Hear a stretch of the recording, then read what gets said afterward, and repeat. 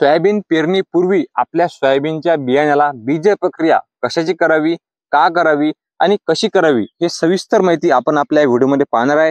Video आपण पूर्ण पाहावा आणि शेतकरी बंधूंनो व्हिडिओ आवडल्यास लाईक आणि चॅनलला सबस्क्राइब अवश्य करा।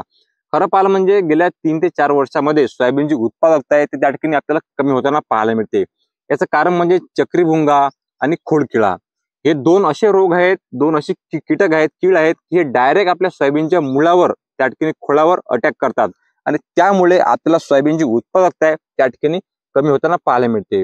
याला खूप जबरदस्त पर्याय आहे ते म्हणजे बीज प्रक्रिया आणि प्रत्येक शेतकऱ्यांनी सोयाबीन पेरणीच्या पूर्वी बीज प्रक्रिया करूनच आपलं सोयाबीन पेरणी करायला पाहिजे। कारण सोयाबीन त्या ठिकाणी आपण जेव्हा जमिनीमध्ये सोडतो तर डायरेक्ट बियाचा संपर्क हा जमिनीमध्ये जे आपले शत्रू कीटक असतात त्यामध्ये येते। त्यामध्ये आपल्याला असंख्य प्रकारचे रोग आणि बुरशी त्या ठिकाणी पाहायला मिळतात।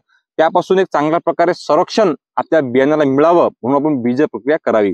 आता बीज प्रक्रिया कशाची करावी, कुठले कंटेंट कुठले घटक त्यामध्ये असायला पाहिजे, तर आपण जे घेत आहे ते म्हणजे थायमेथॉक्झम 30% हा जो घटक आहे, हा कंटेंट जो आहे तो त्या ठिकाणी याचा लेबल क्लेम सुद्धा आहे आणि कृषी विभाग सुद्धा याची बीज प्रक्रियेसाठी शिफारस करते थायमेथॉक्झमची।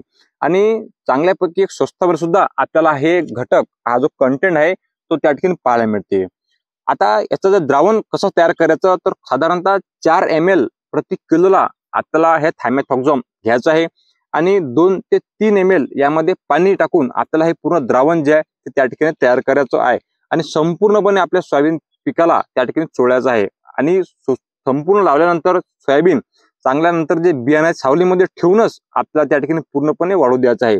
आपण हे प्रक्रिया आपली सोयाबीन पेरणीच्या अगोदर सुद्धा करू शकता। ज्या दिवशी आपली पेरणी असेल त्या दिवशी सुद्धा काही तास अगोदर आपण हे बीज प्रक्रिया करू शकता। परंतु बीज प्रक्रिया केल्यानंतर संपूर्ण बियाणं हे त्या ठिकाणी वाढलं पाहिजे आणि पूर्ण एकजीव त्या ठिकाणी औषध त्यामध्ये गेलं पाहिजे।